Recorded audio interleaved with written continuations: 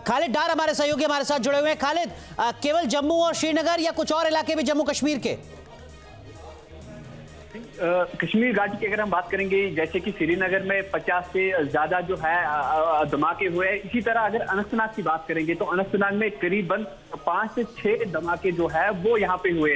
मतलब इससे साफ नजर आता है कि कुछ ड्रोन मूवमेंट जो है वो अनंतनाग डिस्ट्रिक्ट में भी देखने को मिल रहा है। लेकिन पूरी तरीके से अगर देखा जाएगा तो काफी ज्यादा खुश थे, क्योंकि 2 दिनों से जो है काफी ज्यादा जो माहौल है वो बिल्कुल खराब था। लेकिन आज 2 दिन पहले जो है काफी ज्यादा लोग खुश थे। लेकिन फिर से एक बार जो है पूरी तरीके से जो कश्मीर घाटी है वो ब्लैक आउट नजर आ रही है। लेकिन अनंतनाग में काफी ज्यादा लोग जो है वो डर खौफ सा नजर देखने को मिल रहा है अभी भी, क्योंकि अचानक जो है 5 से 6 ब्लास्ट जो है वो यहाँ पे हुए। कुछ ड्रोन की मूवमेंट जो है वो यहाँ पे देखने को मिल रही है। इसी तरह पूरी कश्मीर घाटी में अलग अलग जगहों पे जो है फिर से ड्रोन मूवमेंट जो है वो यहाँ पे नजर आ रही है। लेकिन पाकिस्तान ने ये बड़ा धोखा दिया है, फिर भी पाकिस्तान जो है बाज नहीं आ रहा है। पाकिस्तान अब जो है दोबारा वो गलती कर रहा है। यकीनन पाकिस्तान दोबारा गलती कर रहा है। मधुरेंद्र, पाकिस्तान ने तो दोबारा गलती कर दी, लेकिन अब सवाल तो उन तमाम शक्तियों से भी पूछा जा रहा होगा जिन्होंने कोशिश की थी कि पाकिस्तान पर भरोसा कर लिया जाए, सीज फायर संघर्ष विराम का ऐलान कर दिया जाए, सहमति बना दी जाए। डोनाल्ड ट्रंप इस वक्त क्या सोच रहे होंगे? वो G7 के देश इस वक्त क्या सोच रहे होंगे जो कह रहे थे कि नहीं साहब, पाकिस्तान पर भरोसा कीजिए, बातचीत कीजिए? सवाल है इस वक्त।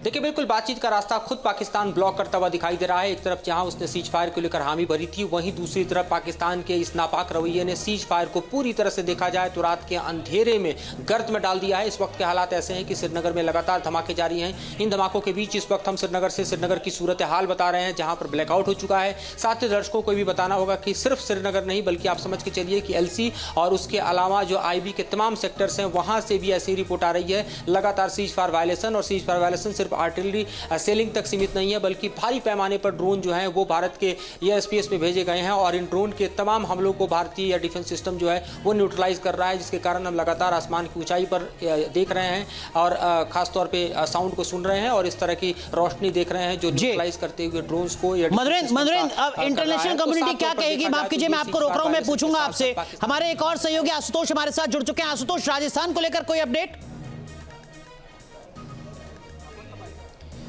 देखिए, राजस्थान के बाड़मेर के आसमान में ड्रोन एक्टिविटीज़ दिखाई दी हैं। जिस तरीके से खबर निकल के आई कि जम्मू क्षेत्र में उल्लंघन किया गया और वहाँ भी कुछ ड्रोन एक्टिविटीज़ दिखाई दी हैं। राजस्थान के बाड़मेर के आसमान में भी इसी तरीके की एक्टिविटीज़ जो हैं वो दिखाई दी हैं।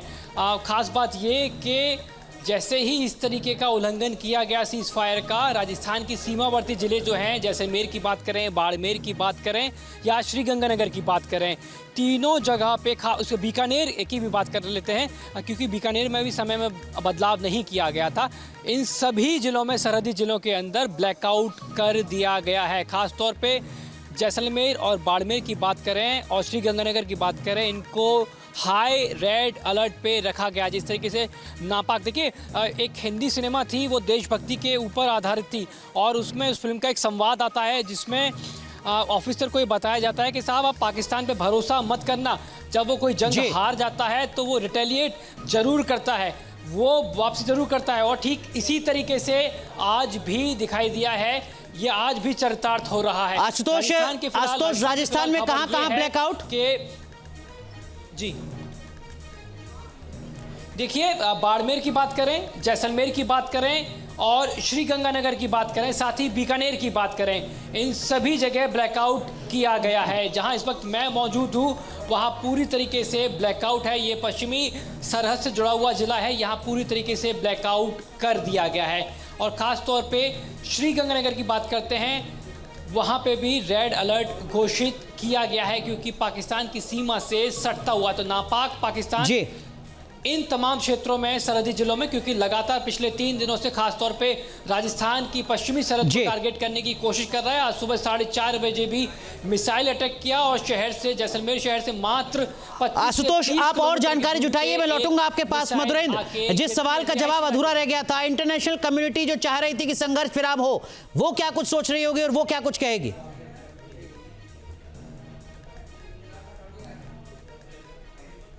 देखिए, उसका बयान अभी आना बाकी है और जाहिर तौर पर जिस तरह से ट्रंप ने खुद ऐलान किया था, उसके बाद हमने देखा कि खुद सेक्रेटरी ऑफ स्टेट ने ऐलान किया था। अगर अमेरिका के खुद जो डिप्लोमेटिक प्रयास हैं वो हम कह सकते हैं कि पूरे के पूरे धरे रह गए। और इस वक्त के हालात में हम देख रहे हैं कि लगातार जो सीज फायर वायलेशन है, लगातार जो ड्रोन अटैक है, वो अपने आप में पाकिस्तान की दो परिस्थितियों को दिखा रहा है। एक परिस्थिति तो ये है कि ऐसा लगता है कि असीम मुनीर पागल हो गया है, असीम मुनीर ने अपने ही सत्ता व्यवस्था के किनार कर दिया है और इसका परिणाम ये हो सकता है कि सरकार और असीम मुनीर के बीच एक तरह की जंग छिड़ गई हो पाकिस्तान में, जिसके कारण। पर मधुरेंद्र, आप बताइएगा, डीजीएमओ ने बातचीत की कोशिश की थी, पाकिस्तान के डीजीएमओ ने सबसे पहले बातचीत की पहल की थी।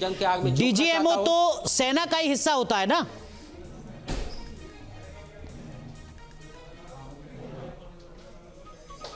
देखिए, बिल्कुल डीजीएमओ सेना का हिस्सा होता है, लेकिन हम ये देख रहे हैं कि असीम मुनीर के पैरेलल जो जनरल्स हैं उसमें डीजीएमओ शामिल है। तो संभव है कि डीजीएमओ जो है गवर्नमेंट से एग्री हो, असीम मुनीर ना हो। तो ये हमको लगता है कि पाकिस्तान के आर्मी के भीतर की जो जंग है वो दरअसल इस वक्त सरहदी इलाकों से निकलकर, और हम कह सकते हैं कि पाकिस्तान से निकलकर भारत की तरफ एक बार फिर वॉर को एस्केलेट करती दिखाई दे रही है। क्योंकि इस तरह के फैसले लेने के बाद पीछे हटना अपने आप में बतला रहा है कि पाकिस्तान के भीतर कुछ ठीक ठाक नहीं है, या तो आर्मी के भीतर जो है। ठीक है, आप सब बने रहिए। हर अपडेट पूरी जिम्मेदारी के साथ हम लगातार अपने दर्शकों तक पहुंचाते रहेंगे।